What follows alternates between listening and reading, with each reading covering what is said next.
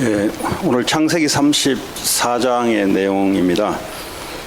예, 오늘 이 야곱의 가족 중에 오늘 유일하게 딸이 한 명이 있는데 이 딸 디나에게서 사건이 하나 발생됩니다. 자, 이 사건이 발생되기 전에 지금 야곱이 외삼촌 라반의 집에서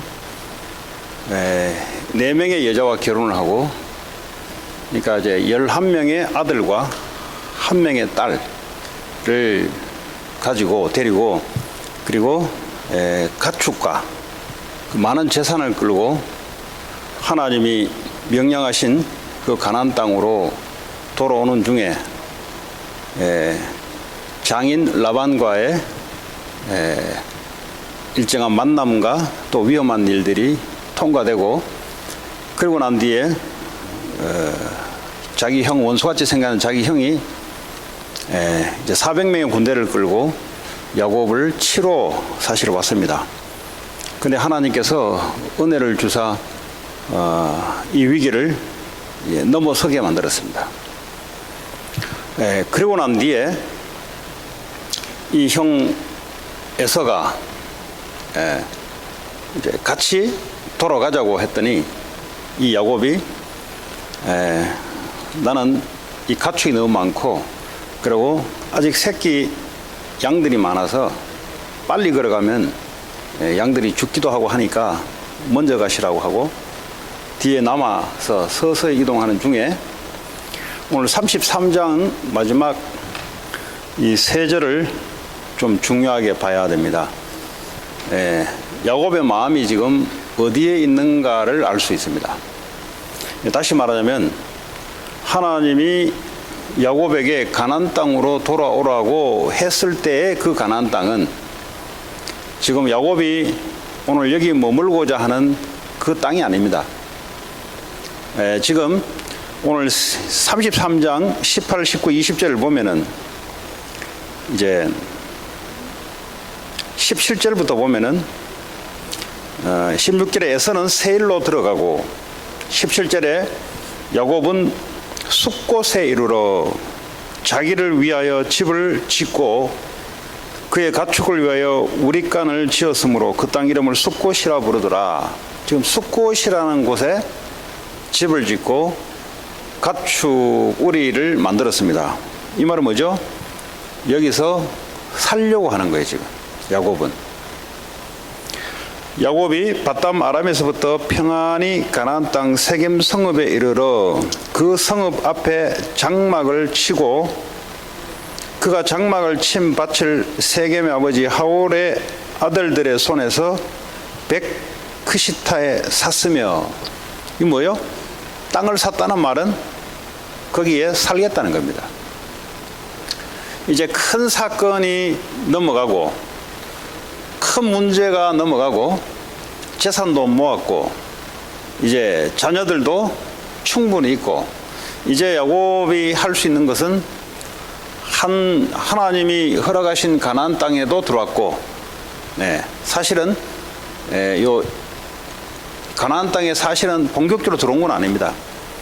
근데 야곱의 생각으로는 이제 여기서 이제 형 에서와 멀리 떨어져 있는 이곳에서 살면 되지 않겠냐, 이제 그런 오늘 34장 전에 이런 속마음과 그리고 야곱의 중심이 사실은 포함되어 있습니다.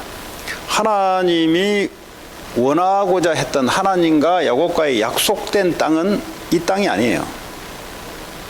이 땅이 아니고 다른 땅입니다.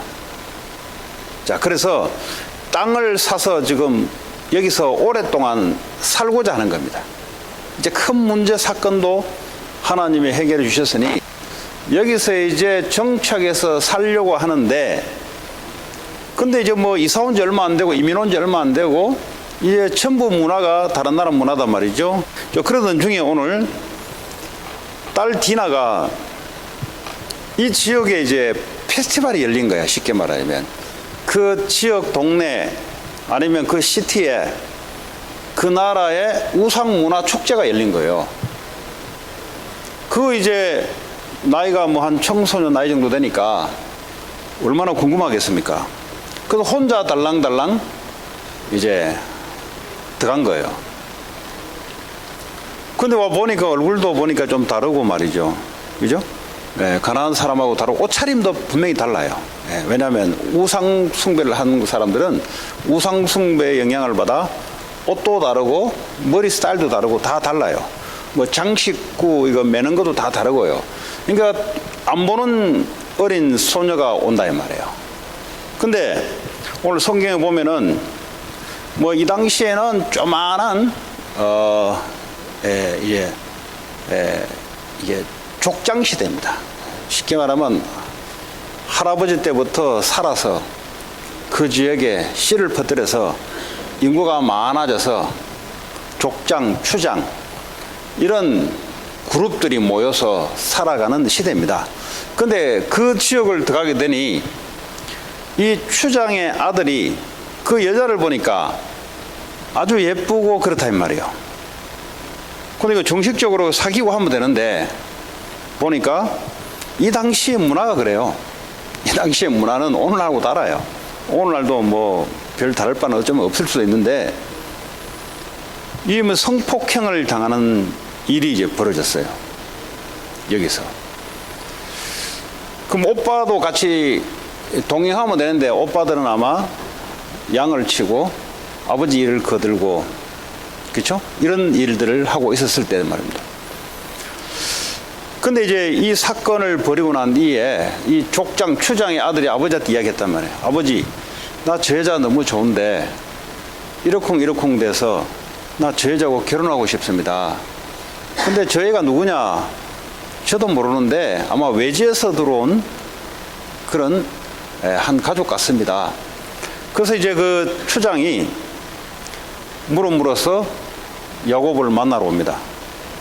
야곱을 만나러 왔을 때 디나의 일을 이만저만 해서 당신 딸을 우리 며느리로 줬으면 좋겠습니다. 당신 딸을 우리 며느리로 준다면 당신들이 원하는 것은 돈으로 우리가 다 서포트하겠습니다. 우리 아들하고 결혼만 시켜준다면 이제 이런 이야기를 야곱이 하고 주고받고 있는 때에 양을 치다가 이 소식을 들었어요. 그 엄마가 가서 이야기했는지 모르겠지만 이 아들들이 이 이야기를 듣고 분노가 치밀어 올라가지고 감히 할례받지 못한 저 이방 족속, 우상 숭배하는 족속들이 감히 하나님의 딸을 그것도 건드렸다는 것에 대해서 이제 열이 받은 거예요. 이 당시만 해도 야곱은 가만 보면요, 기도했다는 것도 나오지도 않고 그렇다고 해서 열받았다는 표정도 없고 그냥 아무 힘이 없이 야곱이 있습니다. 그러니까 워낙 지금까지 오랫동안 고생하다 보니까 또 한 사건이 발생됐는데 문제를 계속 당하다 보면은 사람이 그죠? 형에서 사건을 당하다가 또 외삼촌 라반에서 20년 동안 당하다가 또 이런 사건을 당하니까 인생이 그런가 보다 아마 그랬던 것 같아요. 그러니까 열받는 것도 없고 그냥 그래 있는 겁니다. 근데 그 아들들이 보고 열받은 거예요. 저것들 그냥 가만 놔두면 안 된다. 그 야곱은 거기에 대해서 이렇다 저렇다 말 한마디 없습니다. 좀 무기력한 야곱을 볼 수 있어요. 이 말은 무슨 말이냐? 지금 야곱의 입장에서는 하나님께서 약속했던 땅이 따로 있는데 야곱은 여기서 좀 식구들과 이제는 고생하지 않고 편안히 있으려고 했어요. 그게 아마 시간이 몇 년이 지났습니다. 남의 족속 땅에 들어와서 풍속도 다르고 있지만 그러나 여기서 뭐 하나님 예배 드리고 하면 되지 않겠느냐. 사실은 예배도 까먹었어요. 보면 예배가 까먹었다는 사실들이 35장에 가면은 나옵니다. 그러니까 언약도 희미하고 옛날 이야기 같고 워낙 고생만 하다가 왔기 때문에 하나님 주신 언약보다는 좀 편안하게 이제 문제없이 살았으면 좋겠다. 이렇게 살아가다가 오늘 이 사건을 하나 딱 당했는데 야곱은 별 힘도 발휘 못하고 그냥 주저앉아 있는 겁니다. 그런데 그 아들들이 꾀를 하나 냈어요. 저것들을 어떻게 하면 복수를 할 것인가. 그래서 아들들이 가서 얘기합니다. 우리 여동생을 줄 거니까 그 대신 그냥 줄 수는 없다. 우리나라의 우리 가정의 풍속은 우리는 하나님을 믿는 하나님의 백성이 할례를 받아야 된다. 할례. 이 할례를 받지 않으면 우리는 당신들에게 내 동생을 줄 수도 없고, 자, 이렇게 이제 조건을 제시했을 때 다른 목적이 숨겨져 있었습니다. 저 인간들 저거 다 죽여버리려고 마음에 딱 악한 마음을 품고 지금 이제 이 거래를 한 거예요. 근데 이 세겜 땅에 이 추장 세겜은 어떤 계산을 갖고 있었냐? 이 전부 다 잔머리 싸움들이에요. 이거 보면은 지금도 그렇습니다. 요 세겜은 우리 족속들이 살고 있는데 저 사람들 보니까 양과 소와 재산이 어마어마하거든요. 결국 저 딸을 우리 며느리를 받아들이고 또 우리의 딸들도 저들에게 아들에게 주면은 결국은 계산이 어떻게 나오냐? 저것들이 전부 다 우리 족속이 되지 않겠느냐? 역시 이제 추장은 좀 다르죠. 머리가 지도자는 좀 다르죠. 큰 계산을 하면서 오케이 합니다. 왜냐? 그래서 이 할례를 행하려고 그러면 모든 남자들은 다 할례를 행해야 되기 때문에 설득을 해야 되거든요. 그래서 가서 그 족속들이 이야기합니다. 사실은 이러쿵저러쿵 돼서 우리가 할례를 받아야 된다. 할례를 받아야만이 저 족속하고 우리가 결혼도 할 수 있고 당신들의 딸을 저 11명의 남자들인데 저것들을 데리고 우리도 결혼시키고 서로서로 이 통혼이 가능하다. 그래서 할례를 받아야 된다. 그러면서 뭐라고 얘기하냐? 결국은 저 족속들도 다 우리의 재산이 되고 다 우리의 민족이 될 것이다. 이렇게 이제 지도자가 설득을 하고 전부 다 할례를 받습니다. 그 성경에 보면 할례를 하고 난 뒤에 3일째가 가장 고통스럽다고 성경에 나옵니다. 자, 그때 두 명의 아들들이 칼을 차고 남자들이 장막에서 고통이 있어서 나오지도 활동 못할 때 그때 칼을 들고 넣어가지고 세겜부터 시작해서 자기 딸을 강간했던 고놈까지 그리고 전 그 족속의 남자들 전부 다 도륙을 해요. 그 앞장섰던 인물이 시몬과 레위입니다. 그 레위 알죠? 우리 그 출애굽이 또 뭐 여호수아 다 했기 때문에 이것 때문에 이 두 아들이 하나님께 저주를 받아요. 그러니까 나머지 형들도 가서 사람을 죽이지 않고 재산을 다 뺏어옵니다. 여기에 대해서는 하나님이 이렇다 저렇다 언급이 없어요. 그러나 레위와 이 시몬 두 명이 앞장서서 칼을 차고 들어가서 전 족속들을 다 죽이고 이런 사건이 이제 벌어집니다. 결국 이 두 형은 두 지파는 나중에 저주받아요. 시몬 지파는 아예 지구상에서 사라지고요. 레위 지파는 모세가 십계명을 받으러 올라갔을 때 이스라엘 백성들이 우상 숭배하고 성파티를 할 때 그때 하나님이 노해서 죽이라고 합니다. 그때 레위 지파가 앞장서 하던 칼을 잘 써요. 이 사람들은.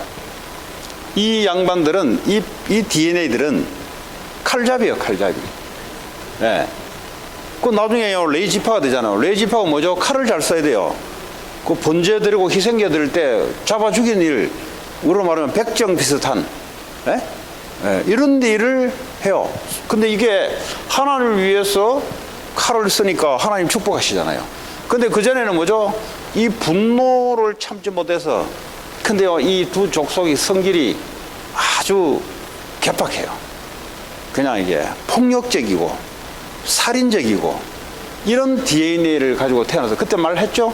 레위가 태어날 때, 시몬이 태어날 때, 그 어머니 레아의 영적 상태가 어땠는지를 제가 말씀 다 드렸죠. 예. 남편이라고 결혼을 했는데 남편이 자기를 사랑하지 않고 속여서 결혼했기 때문에 이 레아의 서러움과 이 분노가 그대로 자녀들에게 전달돼서 나왔던 인물이 시므온과 레위입니다. 첫째 루벤 말할 것도 없고요. 루벤은 아예 어머니 세컨드를 건드렸던 이런 사람들입니다. 왜냐? 그 어머니의 영적 상태가 보통이 아니었어요, 그 당시에. 자, 그 폐일은 하고요. 자, 이 사건을 있고 난 이후에 아버지 그 야곱이 소리를 듣습니다. 그 소리를 듣자마자 야곱의 계산은 이 또 아버지고 지도자니까 계산이 또 달라요. 큰일 났다 이 말이죠. 그 아들들은 이제 복수하고 끝내서 승리했다고 돌아오는데 아버지 계산은 뭐냐? 이제 정말 큰일 났다 이제 우리가.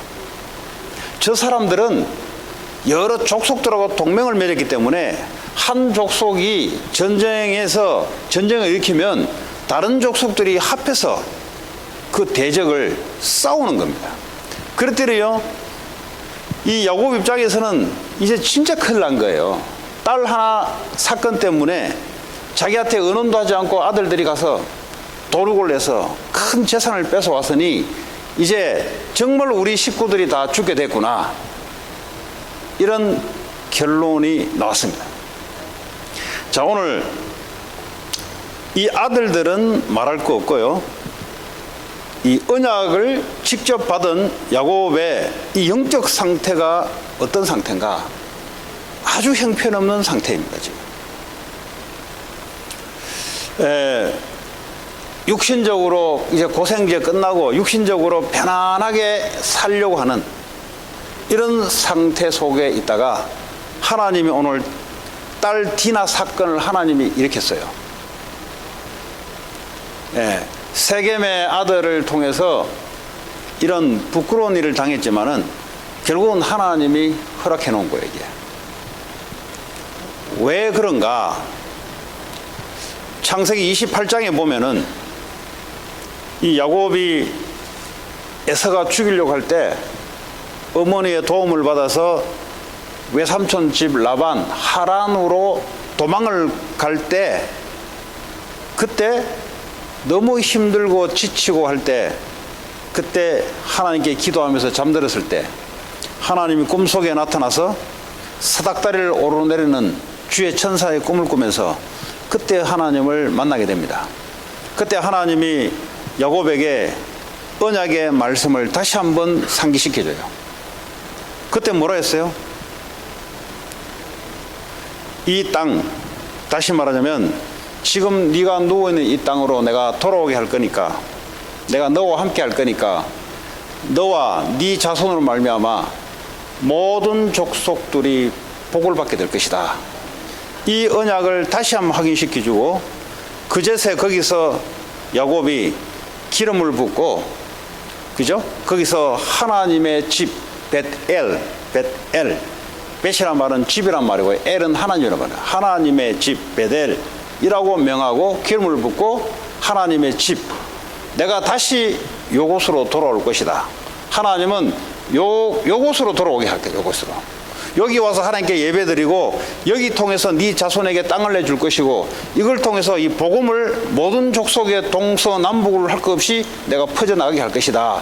이 약속을 20몇 년 전에 하나님과 야곱 사이에 맺었던 언약입니다.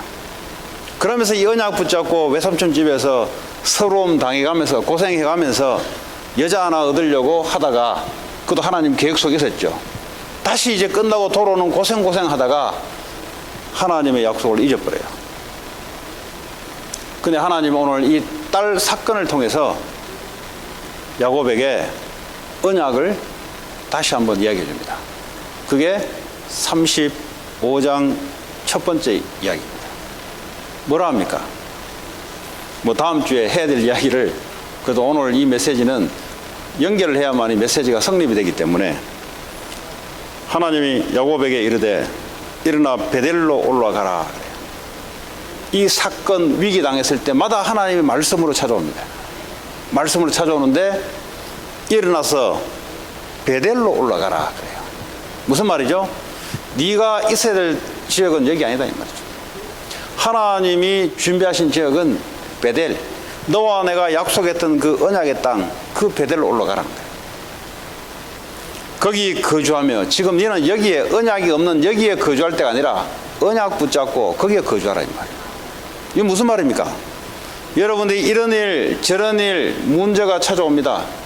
하나님은 그 문제를 허용할 때는 언약 분명히 회복하라는 겁니다. 그럼 언약이 뭡니까? 예수님이 그리스도가 되셔서 나와 영원히 함께 하실 것이고, 나를 통해서 온 민족이 복을 받을 것이다. 나를 통해서 온 민족이 이 예수 그리스도의 복음을 받게 될 것이다. 이것이 언약입니다. 내가 너와 함께 할 것이고 우리와 함께 할 것이고 네가 하는 모든 일 속에 하나님이 함께 할 것이다. 왜 그렇습니까? 이 복음을 모든 족속으로 가서 증거해야 되기 때문에, 그렇죠? 이 언약을 다시 한번 깊이 있게 세우기 위해서 하나님이 사건을 벌인 겁니다. 오늘 보니까 디나가 일방적으로 당한 사건이잖아요. 디나가 뭘 잘못해서 온 거 아니에요. 그런데 우리가 뭔가 잘못해서 오는 문제라면 잘못한 것을 고치면 되는 거예요. 특별히 여러분 이제 산업인들이고 또 앞으로 산업을 해야 될 사람들이고 또 공부를 하고 있고 공부를 더 길게 해야 될 사람인데, 하나님은 언약을 주시고 언약을 이루는 중에 여러분들에게 일이라는 것을 줍니다. 그 일이라는 걸 줄 때 얼렁뚱땅하게 하게 되면 당하게 돼 있어요. 얼렁뚱땅하게 하게 되면 사람에게 당하게 돼 있습니다. 그럼 하나님의 살아계는데 언약도 있는데 왜 이런 일을 당하냐? 얼렁뚱땅하지 말라고 하는 겁니다. 혹시 여러분이 생각하고 있는 세상일 공부는 나는 얼렁뚱땅하게 하면 하나님이 뒤에서 받쳐줄 것이다, 절대 그렇지 않습니다. 근데 많은 사람들이 그렇게 생각하고 있어요. 나 공부 대충 안 하고 하나님 언약 붙잡으면 하나님이 역사해줘서 문제 다 맞춰줄 것이다, 절대 그렇지 않습니다. 여기서 사람들이 함정을, 오해를 갖고 있어요. 하나님은 세상 일은 불신자 신자 할 것 없이 하는 만큼 이제 되게 돼 있어요. 그렇잖아요? 그 말은 꼼꼼하게 얼렁뚱땅하지 않게 불법 저지르지 않고, 불법을 저지르면은 불법적인 것 때문에 해를 당해요. 그럼 어떡합니까? 불법하지 말고 법적으로 해도 하나님에 대한 믿음이 있기 때문에 법적으로 똑바로 하면 돼요. 공부도 안 되는 사람들은 처음부터 기초부터 언약 붙잡고 쌓으라는 겁니다. 근데 나 하나님 백성이니 기초 이런 거 안 쌓아도 하나님 역사할 것이다, 천만의 말씀입니다. 하나님은 그렇게 말한 적이 없어요. 왜 그러면 밑바닥까지 내려가기 싫어하느냐? 하나님을 안 믿어서 그래요. 사실은 하나님을 믿으면 자신이 있으면 밑바닥에서 시작해도 되거든요. 일을요 밑에서부터 차곡차곡 올라와서 시작해도 얼마든지 하나님은 함께 하시고 역사할 수 있는데 그거 잘 안 믿어요. 급한 거예요. 급한 거. 내가 급한 거예요. 빨리빨리 해서 어떻게 뭘 해보고 싶은 거예요.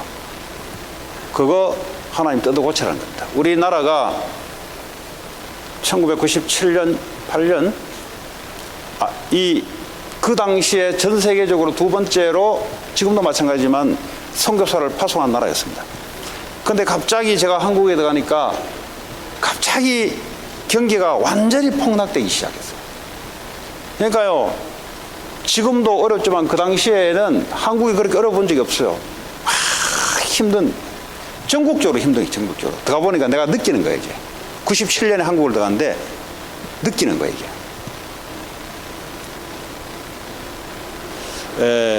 우리나라가 하나님 축복으로 많이 성장됐지 않습니까?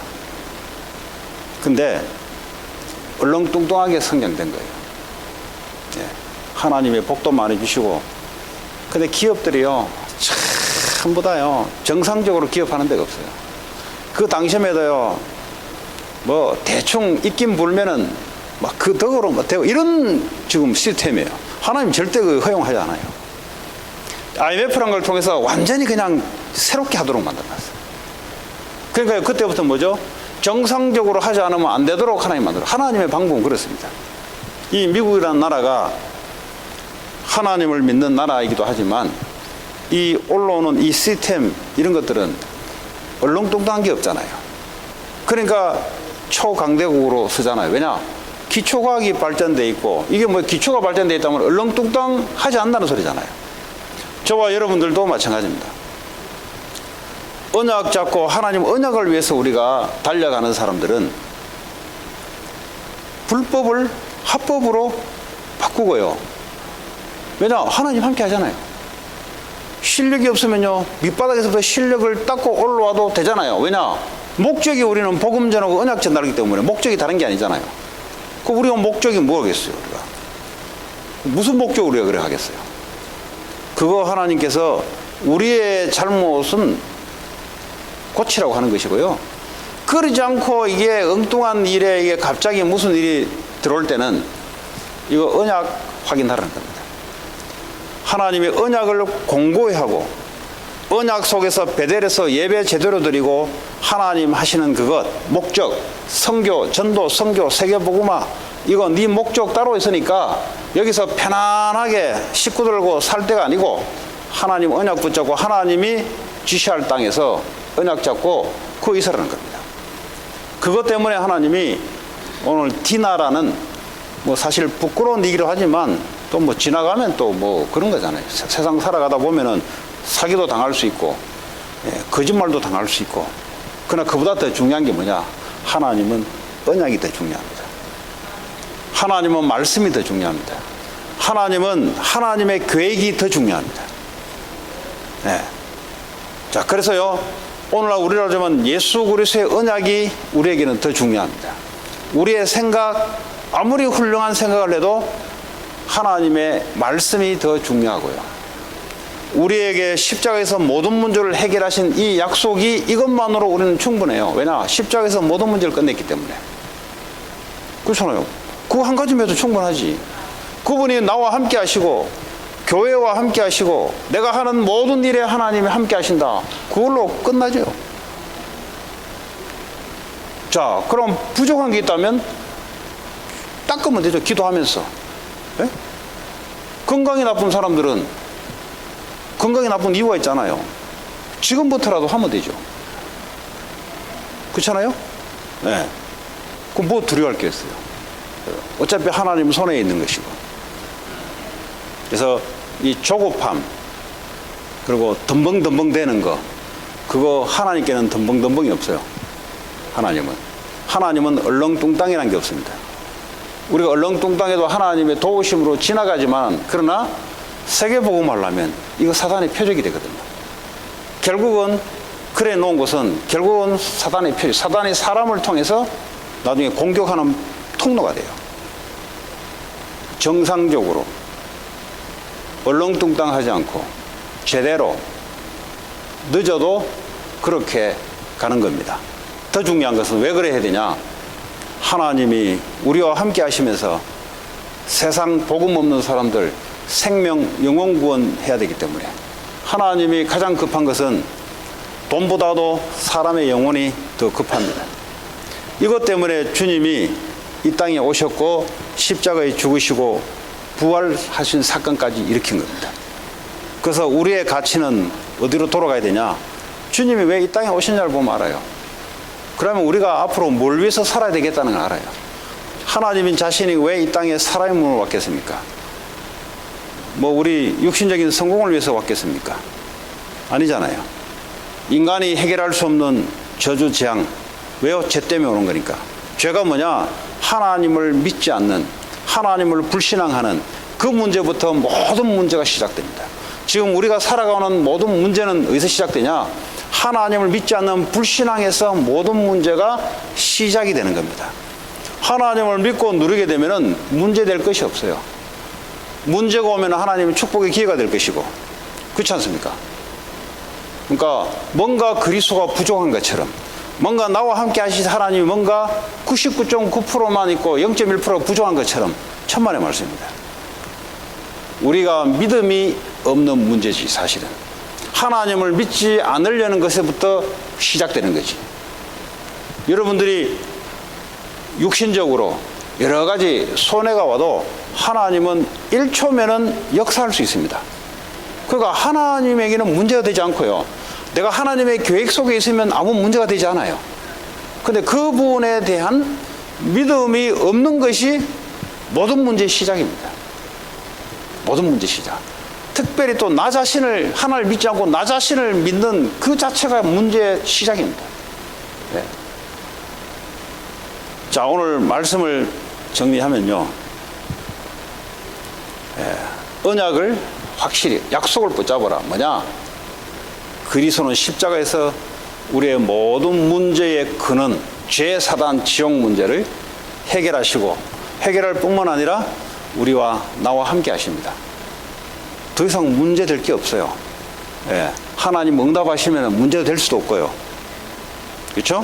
이걸로 누리시고, 뿐만 아니라 나를 통해서 복을 받아야 될 사람들이 여러분 주변에 질비하게 놓여 있습니다. 이걸 위해서 살아가는 겁니다. 영원한 것을 위해서 살아가는 겁니다.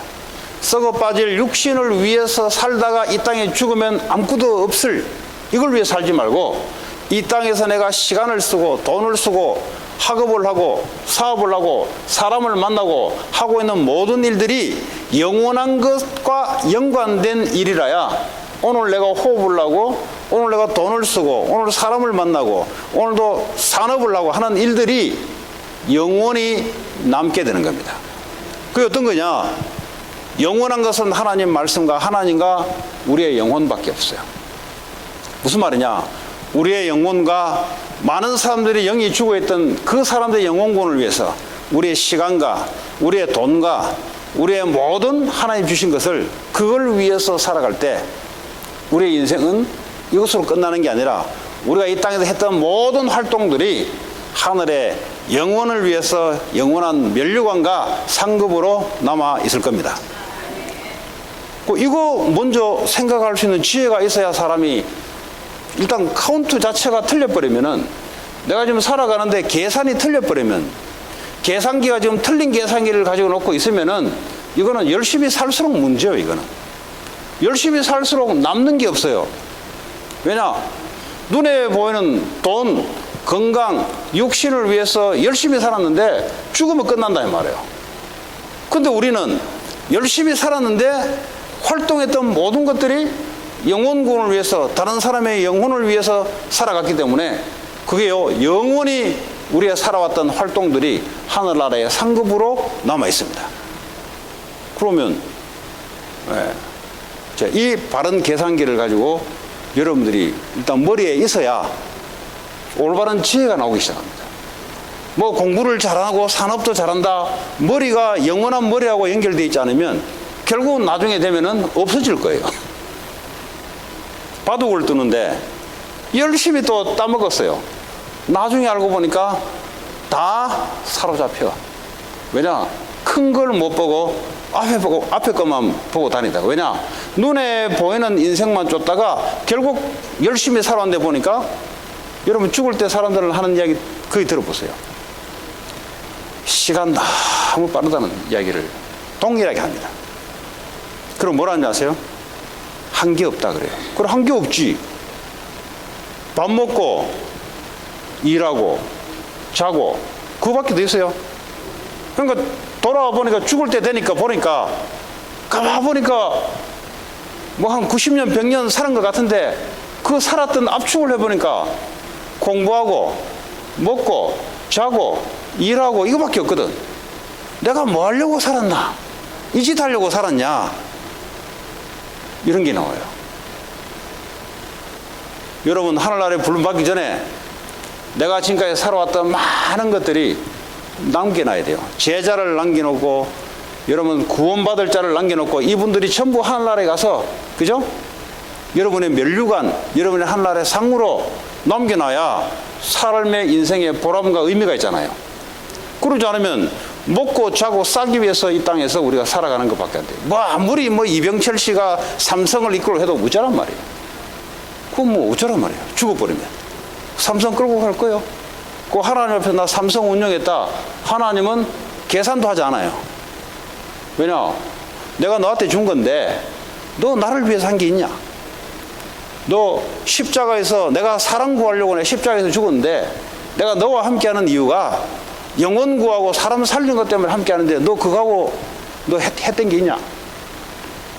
그러면 부끄러운 일이죠. 그 성경에 보면은 부끄러운 구원을 받는다 그래요. 구원도 여러 가지가 있습니다. 하나님 은혜로 구원을 받는데 부끄럽게 살다가 이 땅의 사람들에게 영적인 영향을 절대 주지 못하고 먹고 싸고 자고 하는 일만 하다가 부끄러운 일을 살다가는 사람이 있고요. 이 땅에서 하나님의 영원한 것을 위해서 살아가는 일이 있습니다. 오늘 하나님은 야곱에게 영원한 것을 위해서 살아가도록 지금 건드는 거예요. 지금 너 그거 편안하게 가족들하고 그 오손도손 거기서 조용한 땅에서 너는 그렇게 살아갈 사람이 아니다는 거예요. 너는 언약의 사람이고 너로 말미암아 많은 사람이 복받기를 기다리고 있는데 너는 거기에 눈을 뜨고 그걸 위해 살아갈 존재다 이 말이죠. 그래서 하나님이 약간 사건을 건드는 겁니다. 우리에게 일어난 사건은 하나님이 함께 하신다면 뭐 문제가 되겠습니까? 그런데 그 사건을 통해서 하나님이 하고자 하는 계획만 안다면 오히려 축복이죠. 사실은 그렇잖아요. 오늘 저와 여러분들이 그런 축복을 누리시기 바라고 뭐 어차피 있다 없다 할 것 없이 우리는 살아가는 목적이 따로 있습니다. 그거 딱 흔들리지 마시고 가다 보면은 모든 사건들이 축복의 기회가 되는 줄 여러분들이 알게 될 겁니다. 그런 축복 있기 바랍니다. 오늘 주신 우리 말씀 가지고 잠깐 기도합니다. 하나님 우리 각자에게 주시는 말씀 가지고 그 언약 붙잡고 믿음 가지고 또 세계복음화 237 나라 살리고 다민족 살리는 일에 우리의 생을 드리게 하옵소서. 같이 기도합니다. 하나님 감사합니다. 오늘도 우리에게 주시는 이 말씀들이 언약의 말씀으로 역사해 주시고 하나님 우리의 부족한 점을 하나님 단단하게 세우는 언약으로 세우고 육신적으로 세워나가는 귀한 축복의 시간으로 하나님 역사해 주시기 원합니다. 주님 성령으로 역사하시고 축복해 주옵소서. 예수 그리스도의 이름으로 기도합니다.